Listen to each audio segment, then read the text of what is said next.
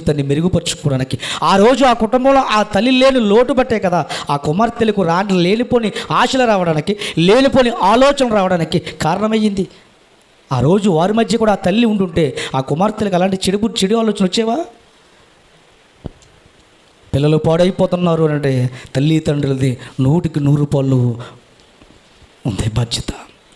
తల్లిదండ్రుల బాధ్యత మరవడం బట్టి, తల్లిదండ్రుల బాధ్యత విడిచిపెట్టడం బట్టి పిల్లల జీవితాలు అతలాకుతలం అయిపోతున్నాయండి. అక్క చెప్పుతుంది చెల్లితో, చెల్లి సర్వలోక మర్యాద చెప్పున మనతో పోవుటకు, మనం పెళ్లి చేసుకోవడానికి లోకంలో ఎవరు లేరే చెల్లి అని మాట్లాడుకుంటున్నారు వాళ్ళు. అదే వారి మధ్య తల్లి ఉంటే, వారి మధ్య తల్లుంటే ఆలోచన వచ్చేదా? వారి మధ్య తల్లుంటే వారు ఆ పాపం పని చేసేవారా?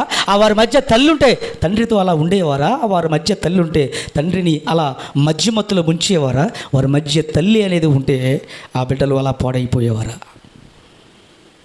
భర్త లేకపోయినా పిల్లలు పాడైపోతారు, భార్య లేకపోయినా పిల్లలు పాడైపోతారు. ఈ బంధం జోడెద్దుల బండి అని ఎందుకన్నారంటే, ఏది ఉన్న ఇద్దరు కలిసి మెలిసి ముందుకు తీసుకువెళ్ళసిందే. మీ కాడి మీద దేవుడు జీవితం అనే బండిని మోపాడు.